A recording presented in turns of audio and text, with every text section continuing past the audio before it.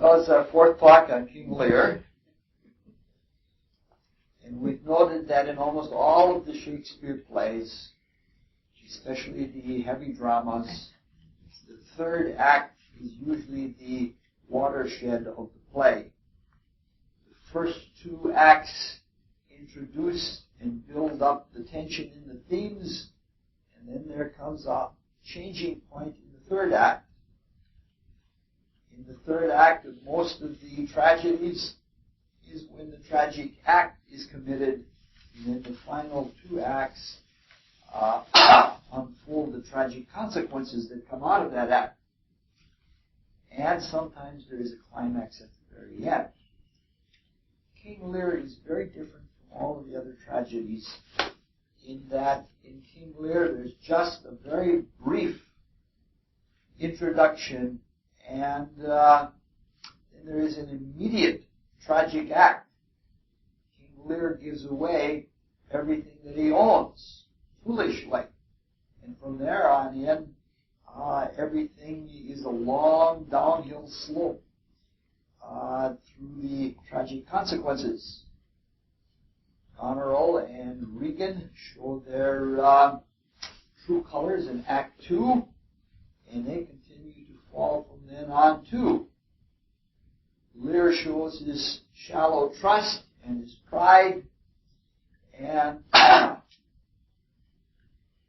pride that is underneath that shallow trust, and that's shown in Act 2 also. Now in Act 3, Lear takes on another tragic attitude, and that's, it's either my way or not at all. So this is a very, very different Act 3 from any other play. So let's read Act 3, Scene 1. I'll start it off and pass it on to Millie. Who's there besides foul weather? One mind is like the weather, most unquiet.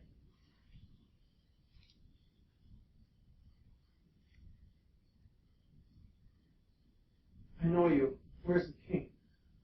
Contending with the fretful elements bids the wind blow the earth into the sea, or swell the current waters, bold the main, that thing might change or cease, steals his white hair, tears his white hair, which is impetuous blast with eyeglass rage, catching their fury, and make nothing of it. Strives in his little world of man out scorn, and to and fro conflicting wind and rain. This night wherein cup-drawn bear with couch, the lion and the belly-pinching woman keep their fur dry, unbonneted he runs, and bids that will take all. But who is with him? None but the fool who labors to adjust his heart-struck injury. Sir, I do know you, and dare upon the warrant of my note commend a dear thing to you. There is division, although as yet the face of it is covered with mutual cunning, twixt Albany and Cornwall, who have, as who have not that, there are great stars throned and set high, servants who see no less, which are to France the spies and speculations, intelligent of our state. What hath been seen, either in snuffs and packings of the dukes, or the hard reign which both of them have borne against the old kind king, or something deeper, whereof perchance these are the furnishings. But true it is, from France there comes a power to the scattered kingdom, who already, wise in our negligence, have secret feet in some of our best ports, and are at point to show their open banner. Now to you, if on my credit you dare build so far to make those steeds Dover, you shall find some that will thank you, making just report of how unnatural and bemadding sorrow the king cost to claim. I am a gentleman of blood and breed, and from some knowledge and assurance offer this office to you. I will talk further with you. No, do not. For confirmation that I am much more than my outwall, open this purse and take what it contains. If you shall see Cordelia, as fear not, but you shall, show her this ring, and she will tell you who that fellow is that yet you do not know. Fie on this storm. I go to seek the king. Give me your hand. Have you no more to say? Few words, but to effect more than all yet. That when we have found the king, in which your pain, that way I'll this. He that first lights on him, holla the other. Hola. Hola As the it other. says holla. It's a common thing in all languages to this day. Well, this is just a scene to let us know what's happening and what has happened. I can't read out, so I can do a little bit harder. The descriptive is done very beautifully, especially the description of Lear. There are some things that it is very difficult to act and represent correctly, and madness is one of them. It is extremely difficult for an actor to portray madness, especially on the stage. The closest that I have seen of anyone doing it was in film, and it was Jack Nicholson in Ironweed. He plays a man in there who is evilly mad, and he does a believable job.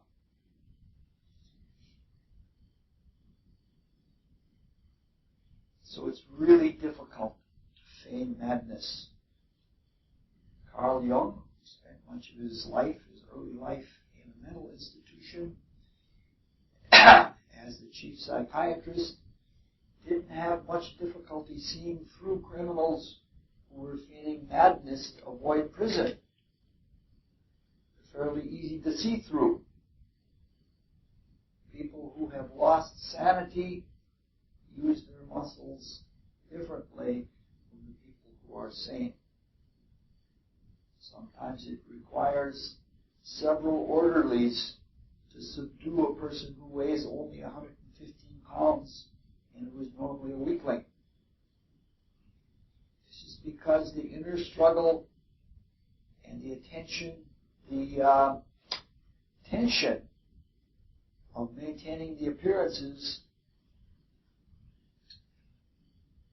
take up most of our energy. The ego tries to hold everything together. It's not so in egoless creatures. Birds can fly great distances when even a little flight of a few feet requires a great exertion. There's nothing that a human can do that's comparable in muscular activity. The bird can do it because the bird has no ego. The 115-pound person can do it because the self has withdrawn from the ego and there's no inner tension. Spiritual adepts can do great feats of strength because the ego has been tamed or unified with the self and there is no tension. When an actor is trying to play someone insane, that actor is doing something internally inconsistent because the actor is doing it by self-control. And what the actor is trying to mimic is the absence of self-control. The use of the muscles is completely different for someone who's in complete control versus someone who's not in complete control. It's almost an impossibility. Very rare that you'll see anything like true insanity on stage, on TV, or in the movies. If you go out to Mendota, see the real thing, and then look at the portrayals always fall short. Probably Shakespeare, in all of his wisdom, knew this, and he helped his actors by preparing the audience in advance to accept the portrayal of Lear as mad before actually even seeing it. They've been suggested to, and they're willing to accept and say, yeah, he's mad. And that's why this kind of introduction describes the madness beforehand. Moreover, this is another case where the description of something secondhand is more powerful than direct acting could do. The best example of that we had so far was part of the reunion scene in The Winter's Tale. After all those many years, actors couldn't act that kind of reunion. So it was told secondhand. It's very, very powerful. In the latter part, Kent covers a lot of ground in telling us all of the things of the political thing. So it's a pretty good introduction. Who's up? We're starting scene 2. Sure. Blow, winds and crack your cheeks.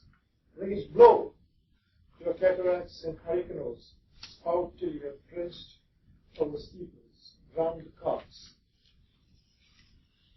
You sulphurous and thought-executing fires, gaunt careers of oak-cleaving thunderbolts, single my white head, and thou all-shaking thunder, strike flat the thick rotundity of the world. Crack nature's molds and germain spills at once, it makes ingrateful men. Oh, Nuncle, quart holy water in a dry house is better than this rain water out a door. Good Nuncle, in, ask thy daughter's blessing. Here's a night pities neither wise man nor fools. Tumble thy bellyful, spitfire, spout rain. Rain, wind, thunder, fire are my daughters. I tax not you, you elements, with unkindness. I never gave you kingdom, all you children. Owe me no subscription, and let fall your horrible pleasure. Here I stand your slave, poor, infirm, weak, and despised old man. Again I call you servile ministers. Will the two pernicious daughters join your high-engendered battles against a head so old and white as this? Oh, 'tis foul. He that has the house to put his head in has a good headpiece. The codpiece will house before the head has any the head, and he shall lose. So beggars marry many the man that makes his toe. What he his heart should make shall a corn cry woe, and turn his sleep to wake. For there was never yet a fair woman, but she made mouth in glass.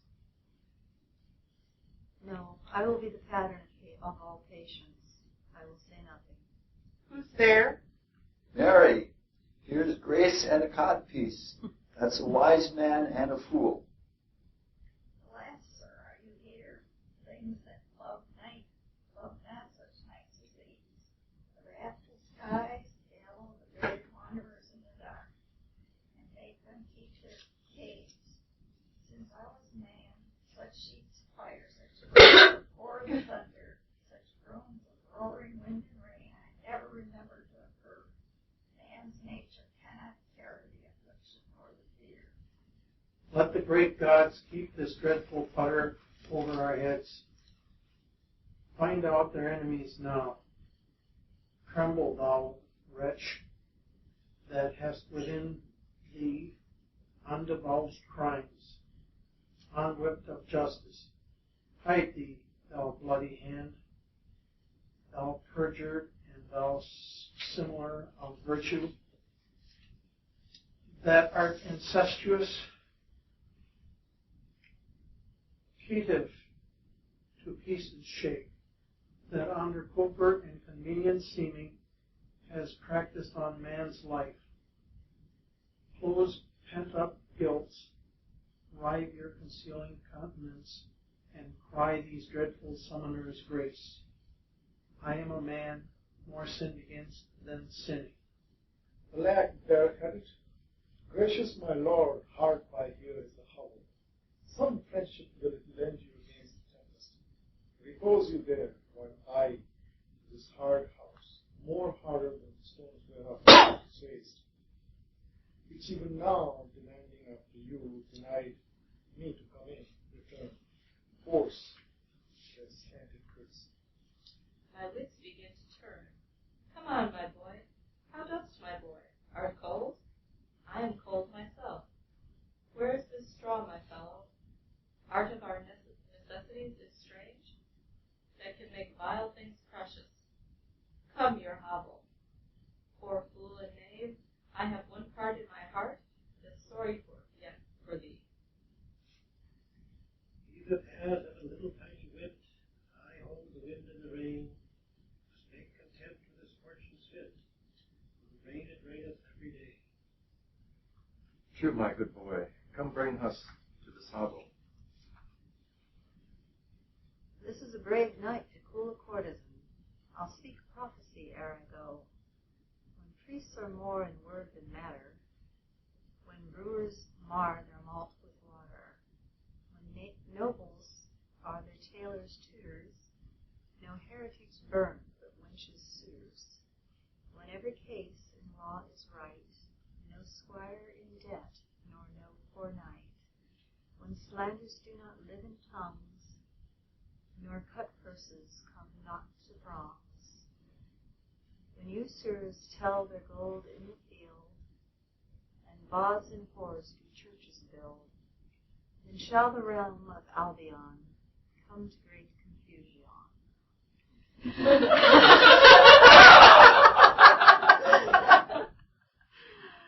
Then comes the time, who lives to see it, that going shall be used with fiat. This prophecy Merlin shall make, but I live before his time. For I live before his time. Well, there's all kinds of beautiful words in there. Roger is mine so Especially the difficult speeches of King Lear. Once again, as we have had several times, we're faced with a difficult matter. It's difficult in the play, and it's difficult in life. And that is the determination of sanity. When is someone sane? When is someone not sane?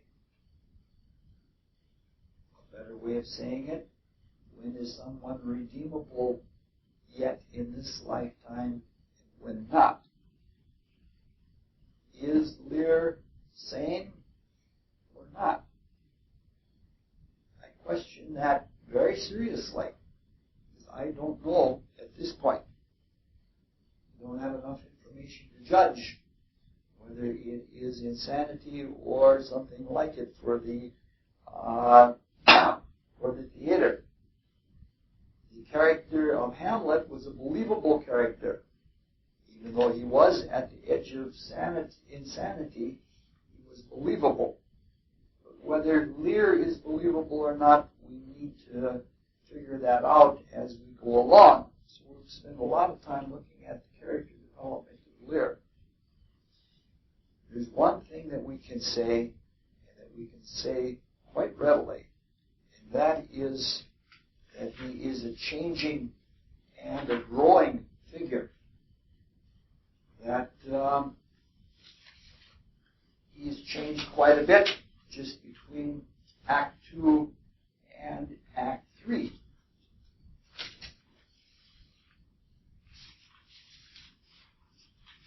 Yeah, all I've been doing is resting from the illness and working on those. It's a little bit of a mess here. There was a time in my life when I hated winter. I was skinny, and I was was very much subject to the cold without the protection of fat. I was somewhat neurotic, and I had a lot of neurotic tension, which made me all the more subject to cold. And somewhere along the way, I had a very, very minor mystical experience. And that turned my consciousness inward in a healthy way, not a neurotic way. At the about that time, through study, which was much aided by intuition, I came to understand the principle of cause and consequence as a reality throughout the cosmos. That there was a divine justice, and that cause and consequence were two stages of one thing as a whole. Because I was humbled by something greater than myself, I became appreciative. I wasn't only always defending myself or making a big thing of myself, and I became appreciative of things outside of myself. By uniting all of these things together, you can see that the natural effect of this was that I no longer had a great dissatisfaction with the weather. Because I realized that my dissatisfaction with the weather was really dissatisfaction with myself, displaced onto the weather so I wouldn't have to face myself. Suddenly the weather was not a terrible thing. It was actually beautiful. Since then I've taken up gardening, and I know that cold weather is good for the garden. It gets rid of the pests. Otherwise we have as many bugs as Brazil. Something similar is happening with King Lear. He's no longer raging at the storm, but he's raging with it. He realizes to some extent that he's been a fool. And he is at least seeing one indubitable reality in gratitude has been brought home to him. He begins to identify the inner storm with the outer one. He knows the inner storm is good for him in waking him up and in healing him. So he's gotten to some extent positive about it. In fact, he even urges it on to greater heights. I've done that. I love the extremities of the elements, and there have been times when I've been in pain, but I've actually not to punish myself, but for the experience of it, I brought myself to more pain. It's a very positive experience. You get revved up. It's a little bit luciferic, not too bad. However, the healing, transformative process is not complete in Lear yet. It may not be in the whole play. To some extent, his world is still egocentric and very personal. He knows the storm is impersonal, but to some extent, he still has personal antagonisms, especially against his treacherous, ungrateful daughters. He takes it very, very personally. I guess most people would. They're culpable, but he's focusing more on their wrongs than his own, which is always a bad course to follow. Look at what's wrong with other people instead of what's wrong with ourselves. Talking about ordinary people here, talking about mystical aspirants who are striving to outgrow and transform our ways, but nonetheless you expect some of it. It's a personal aspirant, it's the same as spiritual aspirant, it's the same as anyone else. And the only difference is the intensity of trying to learn the lessons of life. We're supposedly trying harder. He's very personal, and he's actually trying to keep score, which is another indication. Weighing other people's sins against your own, how many and how intense. So if we look on page 72, line 59, he says, I am a man more sinned against than sinning. So he's keeping score. He's too personal. Whether we're aspirants or not, we're all evolving. We're all growing toward moral perfection. And the process and the steps along the way are the same. The only difference is intensity. This is why Lear is a very important person to us. In him, we see the process of becoming, as we often do with tragic heroes outside of us. And that can be very beneficial, provided we do not internalize the psychological projection that is coming from him. All right. One other thing in this scene is interesting, and that is the interaction between Lear and the jester. Very interesting. It shows us how clearly Shakespeare understood the role of the jester. In most respects, the most important respects, the jester is a mercurial role. In all times, in all places, the king has always been represented by the sun, the center of the kingdom, source of light and power and will for the whole populace. In earlier times, when people had not individuated very far, to the degree that we are now, the king provided the individuality for all of the people in his kingdom. People identified with the king, and they saw what it was like for someone to be individuated through the person of the king. It was a focus for the race spirit of the people.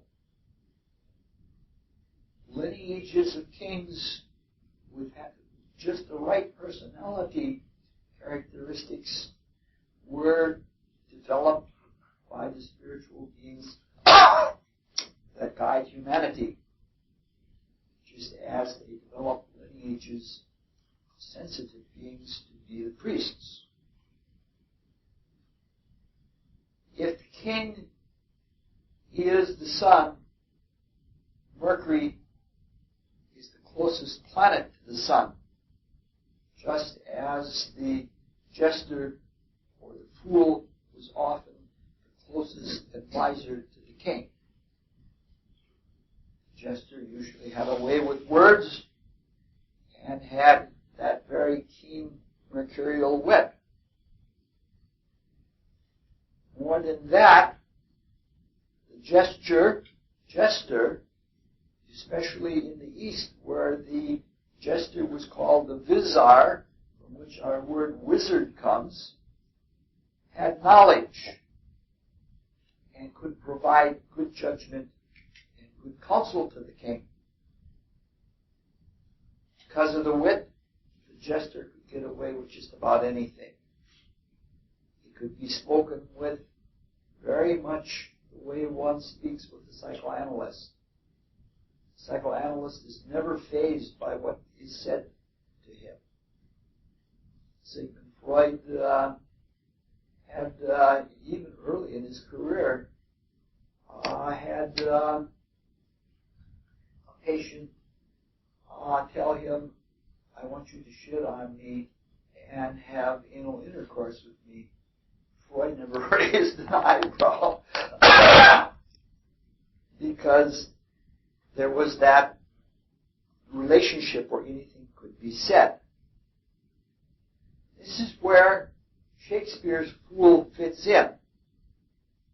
The sun represents the focus of the universal spirit. It is self with a capital S. The light of spirit, the divine that is behind all things phenomenal, all the things with beginnings and ends,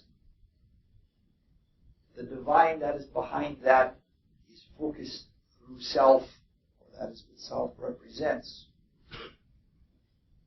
When the Spirit does create, and when it does manifest itself phenomenally, it always does so in the beginning through the mind. Minds such as mystical initiates like Plato have found is the closest vehicle of the Spirit. For this reason, Mercury in all mythologies was always the servant of the gods, just as the fool is the closest servant of the king.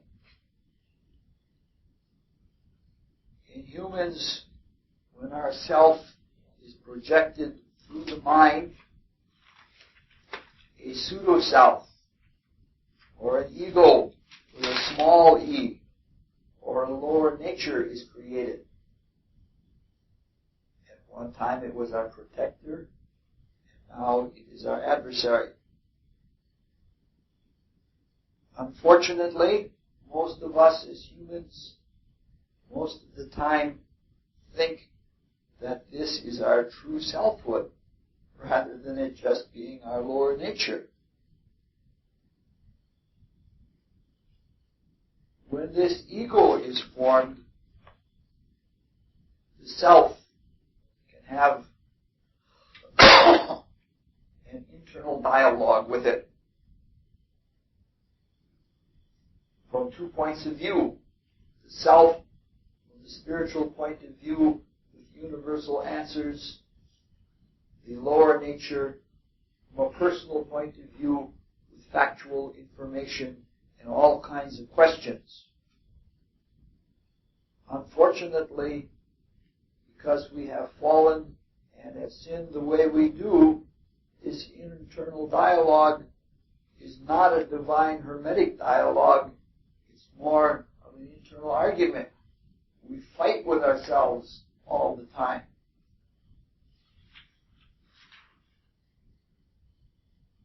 Again, the internal dialogue is from 2 points of view.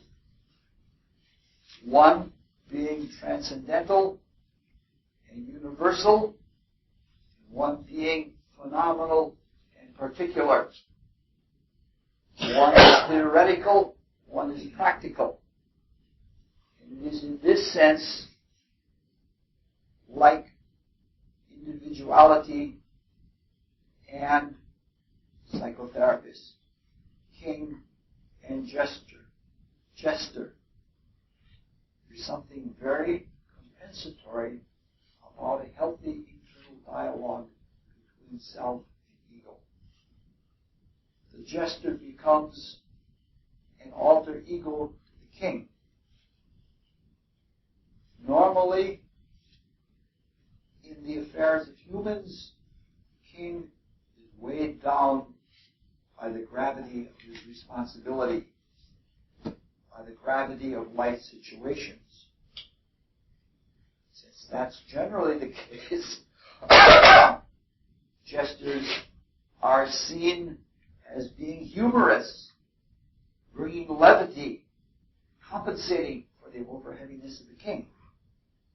In this scene, the king is wildly and outrageously impractical. He's happy to be in the storm. So if we look at how the jester performs, aside from the bodyisms, the jester is an alter ego, and as a counselor, he moves the king to accept practicality. The king would have stayed out there all night in the weather if the jester hadn't taken the other point of view and led him toward the shelter.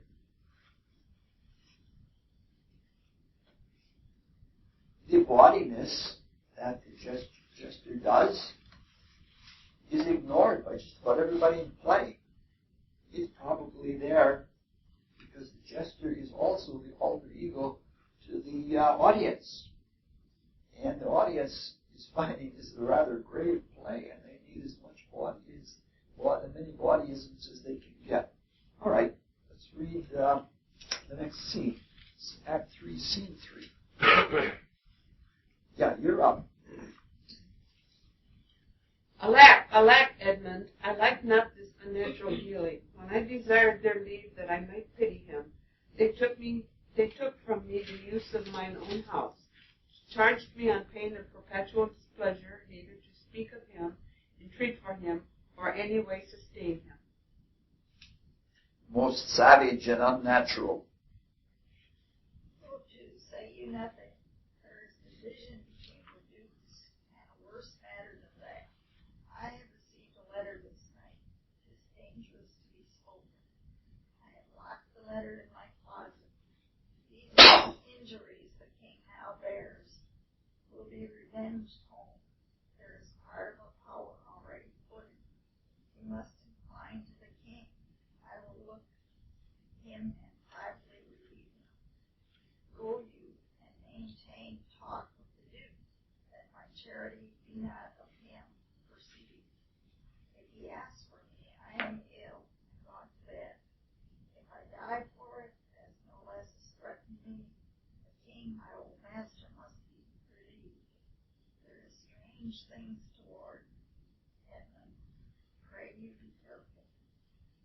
This courtesy forbid, these shall the Duke instantly know, and of that letter too. This seems a fair deserving, and must draw me that which my father loses, no less than all. The younger rises when the old doth fall. Basically just a scene setter, moving the action along a little bit. Gloucester still hasn't opened his eyes to the evil and treacherous Edmund, because he's so generous to his guests and to the king, he's almost as generous as Lear is. He's also very open and trusting of Edmund. He's probably a Jupiter character. Jupiter trusts and believes even when there is no reason to do so. The consequence of this is that Jupiterian people always come out well even when they're harmed. And that's the nature of being really positive. Let's do the next scene, scene 4. Here is the place, my lord, my good lord, enter. The tyranny of the open night is too rough for nature to endure. Let me alone. My lord, enter here. Wilt break my heart. Wilt break my heart? I had rather break my heart, good my lord. Enter. Thou thinkest 'tis much that this contentious storm invades us to the skin, so 'tis to thee. But where the greater malady is fixed, the lesser is scarce felt. Thou'dst shun a bear, but if thy flight lay toward the roaring sea, thou didst meet the bear in the mouth. When the mind's free, the body's delicate. The tempest in my mind doth from my senses take all feeling else, save what beats there. Filial ingratitude, is it not, as this mouth should tear this hand, for lifting food to it? But I will punish home, no, I will weep no more, in such a night to shut me out. Pour on, I will endure. In such a night as this, O Regan, Goneril, my old father whose frank heart gave all, oh, that way madness lies. Let me shun that, no more of that. Good, my lord, enter here. Prithee, go in thyself, seek thine own ease. This tempest will not give me age to ponder on things that would hurt me more. But I'll go in. In will I go first, houseless poverty. Naked be in, I'll pray in the house.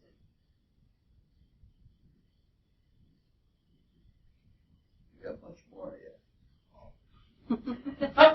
She's finished. Excellent.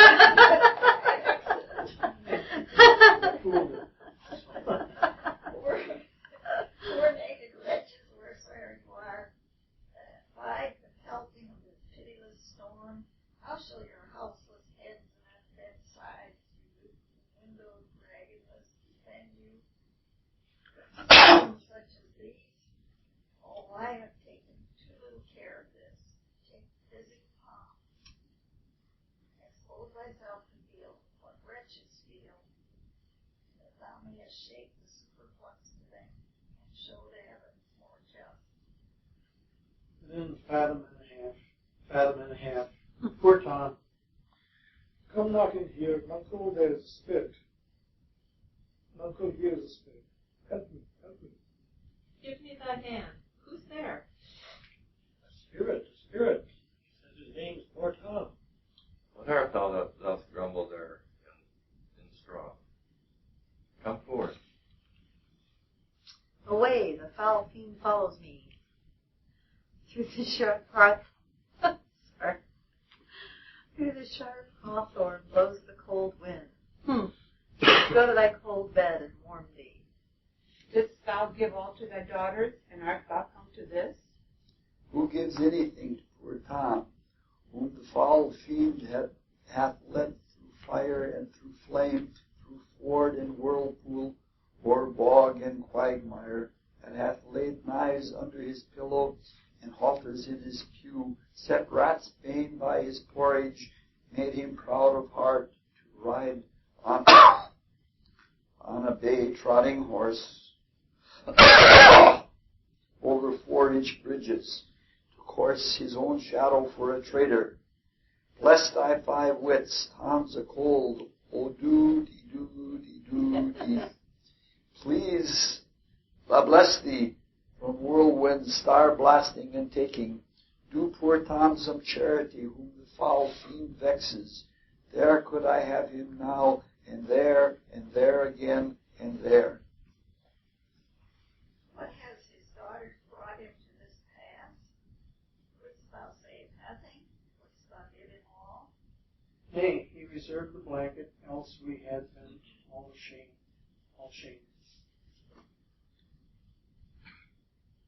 Now all the pigs that in the pendulous air hang faded to a man's hold, light on thy daughters. We have no daughters, sir. Death traitor. Nothing could have subdued nature to such aloneness but his unkind daughters. The fashion that discarded fathers should have thus little mercy on their flesh. Judicious punishment, because this flesh begot those pelican daughters. Pelicock sat on Pelicock Hill. Allow, Lulu. This cold night will turn us all to fools and madmen. Take heed, O the foul fiend. Obey thy parents. Keep thy word, justice. Swear not, commit not, with man's sworn spouse. Set not thy sweetheart on proud array. Tom's a cold. What hast thou been? A serving man, proud and hearted mine, that curled my hair, wore gloves in my cap, served the lust of my mistress' heart, and did the act of darkness with her, swore as many oaths as I spake words, and broke them in the sweet face of heaven. One that slept, and contriving of lust, and wait to do it. Wine love that he could dice dearly, and in women out, paramours of the church.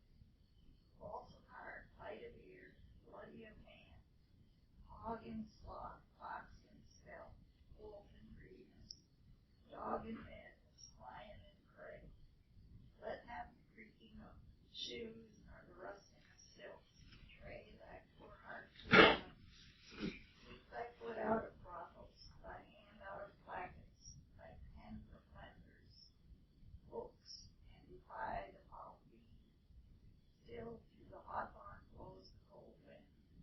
Says some, one, none even.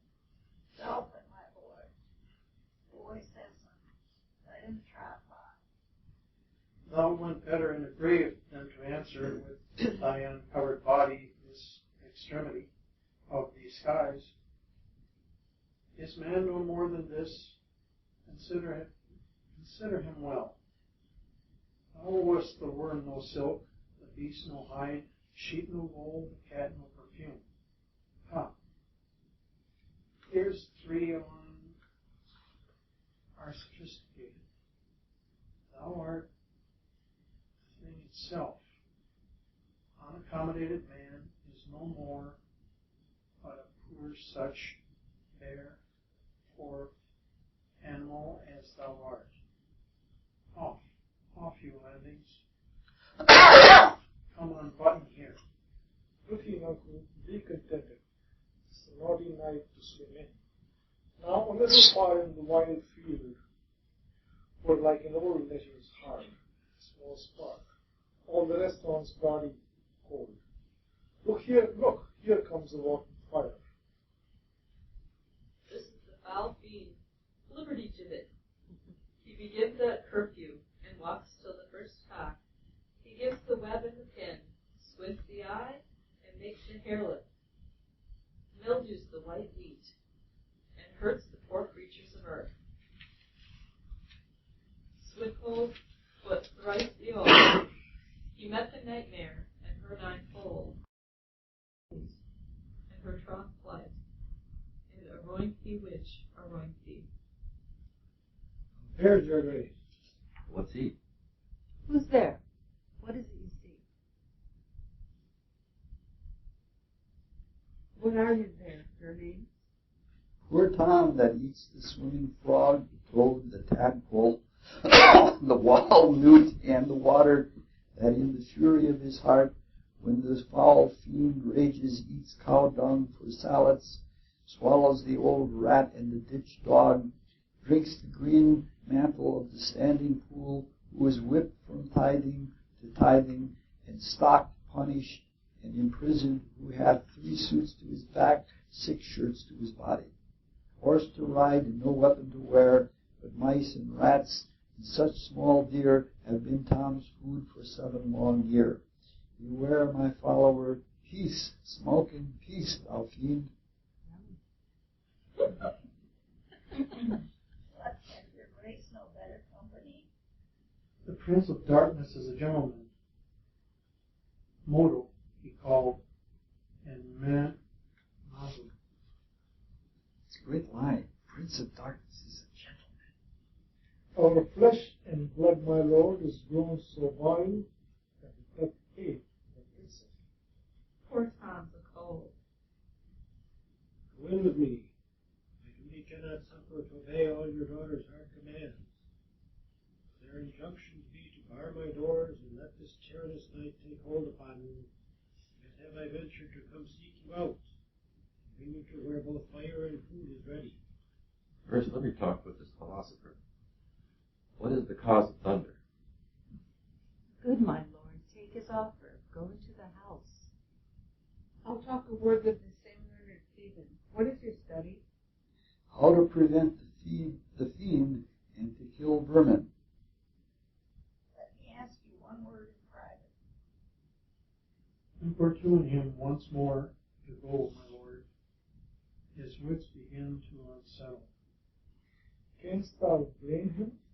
His daughters seek his death. Ah, that good king. He said it would be thus to a banished man. Thou sayest the king grows mad.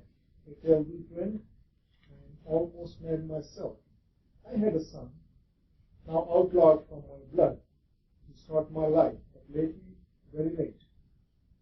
I loved him, friend, no father, his son dearer.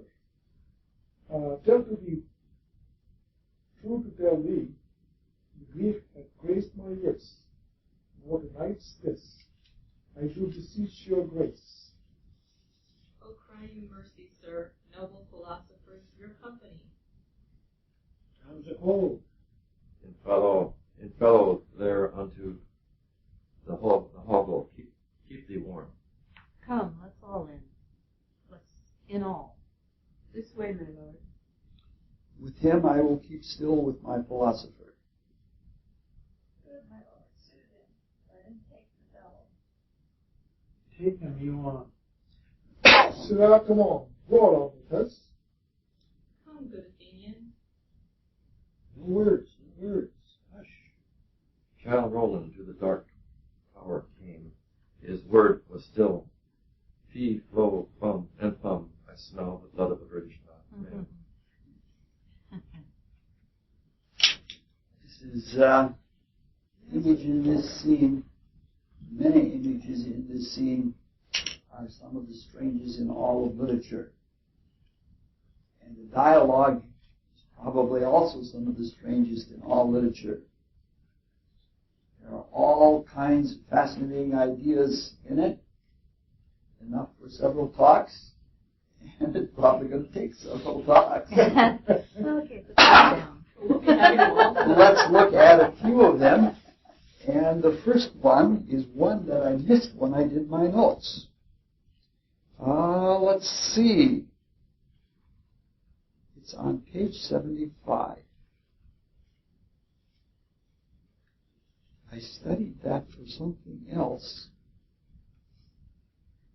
The basic idea is it states a principle of all psychic phenomena that are used, and that principle is used in the process of initiation. The principle is that the weaker that the body is in our present state of evolution, the easier it is for the spirit to function. That psychic phenomena occur when the body is weak and the spirit is stronger. In the Western schools, most initiations are done when a person is in a deep illness. There are several reasons for it. In that illness, one is reaping a lot of destiny and drawing the soul power out of it. But the main reason is, or another main reason is, that when one is in illness, one is not so attached to the things of the body.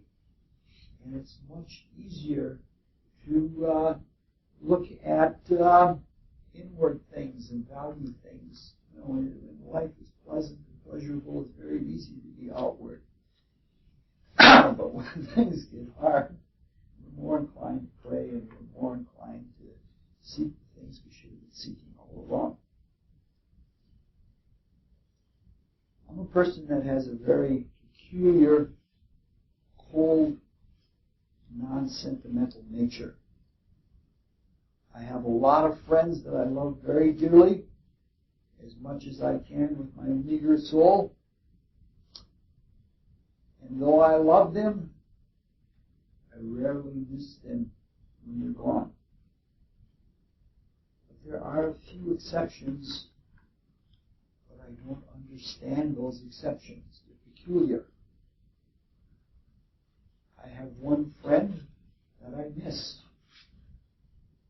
He departed about 10 years ago in an alcohol binge after a very short life of very excessive abuse of drugs and alcohol. We shared the spirit of aspiration together, even though he never put much into it. We talked at each other, but we never really had a good conversation with each other.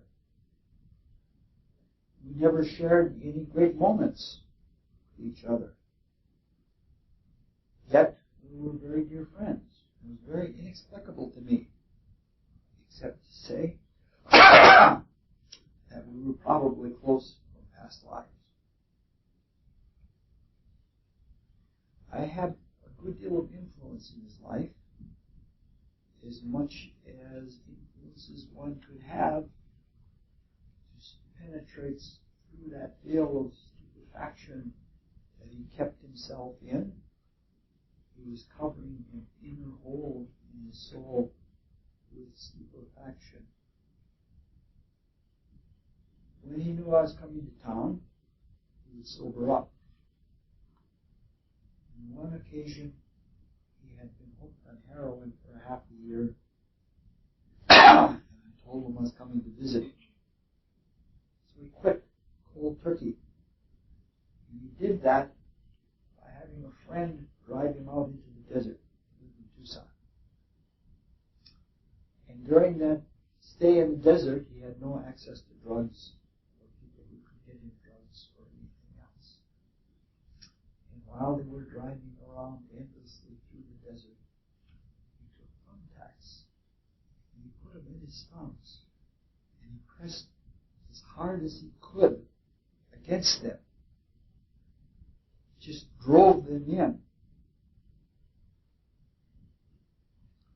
The reason for this was by distracting himself with physical pain. He did not feel pain from the addiction. This is exactly the reason that Lear gives in the speech between lines 6 and 22. The outer storm and the raging against it keeps him from paying too much attention to the inner storm. It's effective. It worked for my friend, and it appears to some extent to be working for Lear. However, the word appears is a very big word. It may not really be working, and it might just be only an appearance. Whether it is working or not, the whole business deals with a philosophy of an approach to life. Whether one approaches life by deflection and distraction, or whether one approaches life head on. For mystical aspirants, approaching life reflectively or obliquely versus approaching it directly is a very important topic. Like many subjects, there are positives and negatives to both schools of thought. And we'll just look at it briefly and not be exhaustive. So we'll just spend a couple hours on it.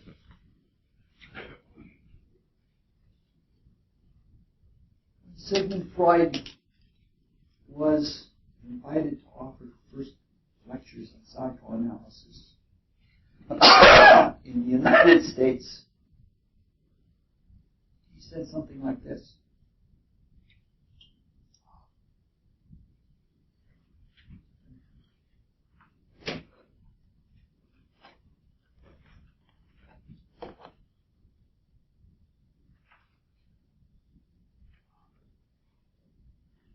He said, I'm going to America to see a porcupine. And while I am there, I am going to offer lectures on psychoanalysis at Clark College.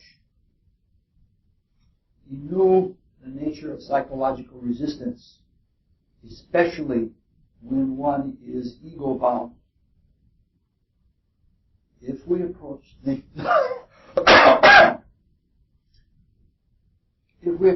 directly and make a big deal about it and have our name and reputation and ego status at stake, we raise tremendous resistance against ourselves.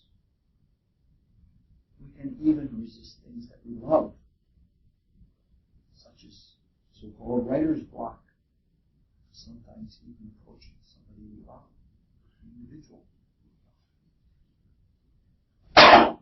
Approaching directly in that manner can make things impossible.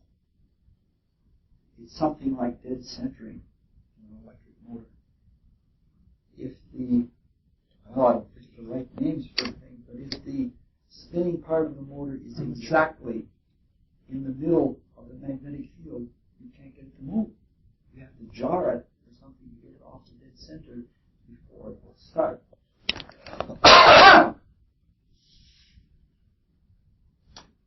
Saying that, we have to ask ourselves the question, is resistance wrong?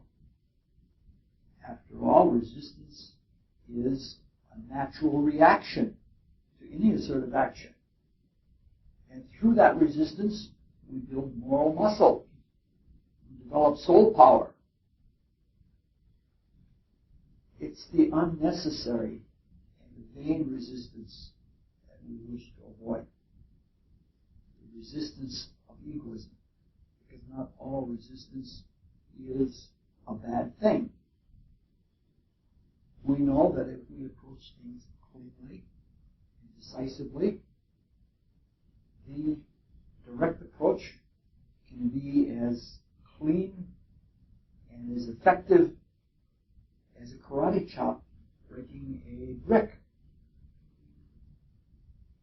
All of those seemingly huge objections that harangue us fall away if we're determined and we take a direct stance.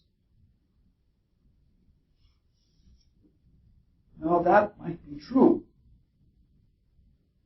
but still none of us would think about doing things in life, especially mechanical things, without a lubricant to deflect unnecessary friction. The question that arises is, what is a valid deflection or a distraction to accomplishing things in life? How can we lubricate our lives validly without trying to take the easy road in fudging out of life? Though thumbtacks may have worked for my friend, I question the general idea of that kind of distraction. The very addiction that he was distracting himself from was itself a distraction from facing something more important in his life.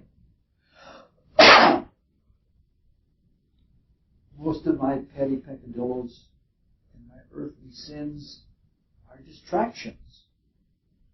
I love chocolate when I have something I have to do. Yet, in trying to maintain a healthy prayer life, I sometimes find that side door approaches are helpful to get around resistance and to act positively. At this point in life, I guess I'd gladly apply anything that is not a new sin if it helped me to get around resistance so that I could do things that were important to do. But none of this actually tells us why porcupines work in a very healthy way for Freud, and why sometimes resistance falls away from a direct approach. At this point in life, I don't have anything final on the subject. I don't think it is a matter of technique. There are all kinds of positives and negatives for both kinds of technique. But I think it lies in the purpose of the action. Ego may be the source of the unnecessary resistance, but it's even a partial source of distraction and deflection. But to apply oneself to assault egoism is not the answer. That's like applying drug taking to avoid or to contend with a hole in one's soul. And if one attacks egoism, it's likely to be counterproductive. It's likely to have the opposite of the desired effect.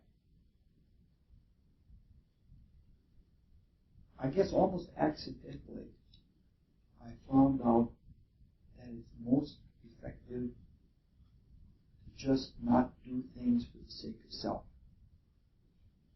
It's always much easier to do things for others, and especially the ultimate other. I have found that I can do things that I never believed possible. And that I can face very trying circumstances that I would never do for myself. I can be patient with really hard personalities if it isn't for my sake, but for theirs. Right now, I believe that I could do just about anything if I really set myself to doing it for the ultimate other, for the Christ's sake. If I could do that, I think everything in my life would be like heaven, even if there were a multitude of problems or pains or sufferings. It seems that the statement by Christ that my yoke is easy and my burden is light is the perfect statement of the psychospiritual principle of making things easier by doing things directly and averting from ego-direct challenges. Because it's really not a deflection, even though it has all the ease and lubrication of one. It is a direct approach to the problem of ego, and it's a direct approach to the problem of self. But it is a different kind of directness. It goes to a purpose beyond both of them, and by remaining true to that purpose, it solves those problems of self and ego. So, it will be interesting to follow Lear to see whether this works for him. We're trying to figure out whether he is a logical or a psychological character. Whether he sticks with his deflection, and if he does, whether it really works for him. If we look at line 47 on page 77, there is an interesting speech by Lear, though it looks like nothing at first. It doesn't address intentional distraction, but it does address his psychology. When he meets Edgar, who is described as poor Tom, he sees what horrible shape he is in. So this means that Lear is not so out of it that he can't see and judge reality. Nevertheless, he's caught up in his state of affairs. He's just received some very bad blows from quarters where he never would have expected them, his own children. Nevertheless, he's clinging to his situation with dangerous tenacity. He has what is called in French an idée fixe, a compulsion or an obsession, a fixation with intense feeling, intense enough to rend his soul, possibly. And that's the storm that he's struggling with. So he has, and he hasn't accepted reality. Being cast out, he's accepted the reality that that he is cast out by them, but he doesn't want to believe that his daughters, to whom he was so generous, would do this to him. It's more unnatural to him than a three-headed calf. He just can't get it, like that somebody could do something like that. It's, of course, projection, which is a big thing. There's a good deal of ego involved, as always when there is psychological stress.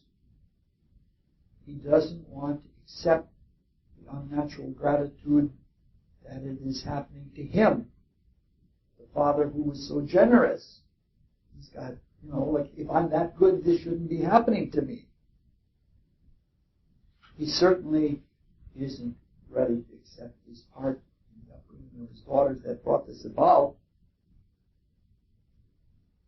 He doesn't say it, but it is certainly implied that he is too good of a man to have this happen to him.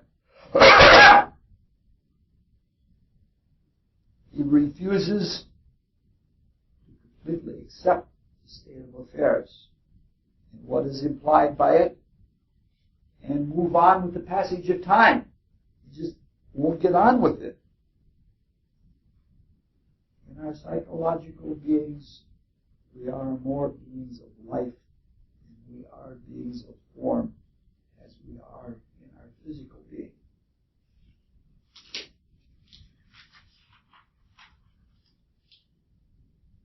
So if he is really and portrayed realistically as mad, a matter we haven't decided yet, because he's trying to hang on to, it is so because he's trying to hang on to something and it's wrenching his soul apart. Just go to visit at Mendota sometime and see how some people have fixes on things. It just pulls them apart. There's also something of a psychological compensation and conservation principle working inside of him. When he gave away his kingdom, he was foolishly broad and careless. He assumed things about the others that it wasn't wise to assume. He didn't look at his daughters carefully. He didn't include any fine print in his contract, in the articles of his gift. Now when he reacts, he overcompensates. But wasn't he kind of losing it before all of this happened? I mean, look how he treated his daughter who was rational. Yes. So I think it started before that. I'll pass on that. He's openly admitted that he's having an inner storm, probably because he never took the time ever to turn inward to see what was happening inside of him. A lot of people are really confused the first time they try to look inward, because they're so used to putting their attention on stable things outside of themselves, they don't realize what a maelstrom is going on in their own soul. So in his egoism, he can only see the superficial cause of his own condition. And that one particular, he tries to generalize. That one little detail, that one little bit of fine print. So he asks in this line, he asks poor Tom, whether he has given everything to his daughters also. This is not a good understanding of psychology and the origin of madness to think that your own madness and your own psychological conditions are the same as everyone else has. He's so stuck in his own thing that he thinks losing your daughters is what makes you bonkers. This is his microscopic idea fix. And he demonstrates it at least 3 other places in this scene. At line 63 and line 70, these are 2 more instances. There's one I didn't write down. He can't get it out of his mind. He's a prisoner of it, and it's keeping him chained to a rock in a stream that is drowning him and pulling him downstream, and he can't let go. So Shakespeare is making a pretty convincing case for his troubled psychology. Now, when we say that the images in this scene are remarkable and almost astounding, I would like to really go into that more. But I'd like to go into that topic I'd like to go into that matter through a topic that is so big that we couldn't do it tonight. So we'll probably do it next time, or we might do it in Act 4, because it's an interesting spiritual topic, again, about how we conduct our lives as we try to grow spiritually. But to finish this evening, I want to look briefly at another little curious topic. And it's a topic that we've looked at before, topic of language and character expression and odd uses of language. This scene has some very difficult language in it. Lear uses language that is thick and it's very convoluted.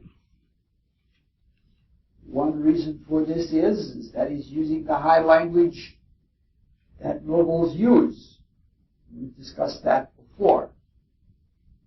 Another reason is that he's psychologically stressed, just the way Leontes was in The Winter's Tale.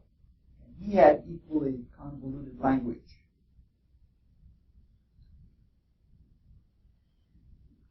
But there are other strange uses of language in here. There's a whole paragraph missing from my notes here, so I'm going to have to pass on.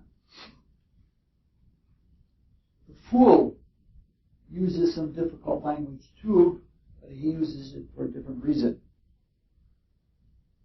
He, like a lot of other Shakespearean characters, uses obliquity to come at things from a different angle.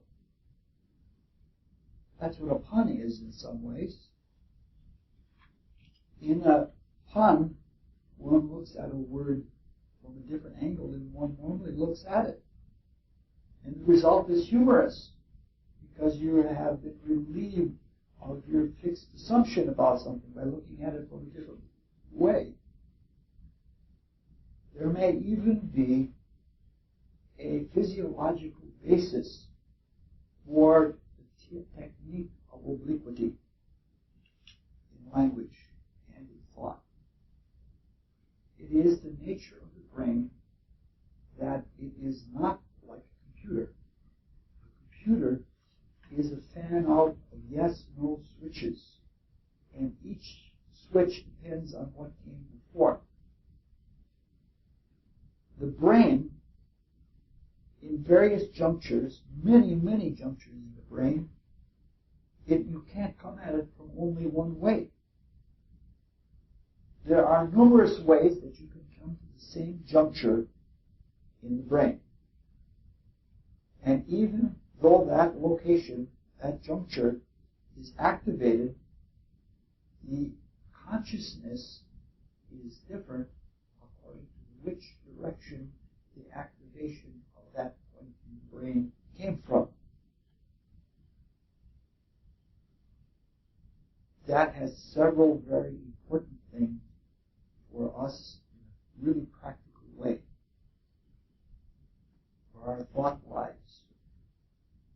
First of all, if we come at things from different points of view, totally different ways of looking at things, if we exercise that, it gives us a brain that's capable of broad-mindedness, of versatility, and all kinds of alternatives.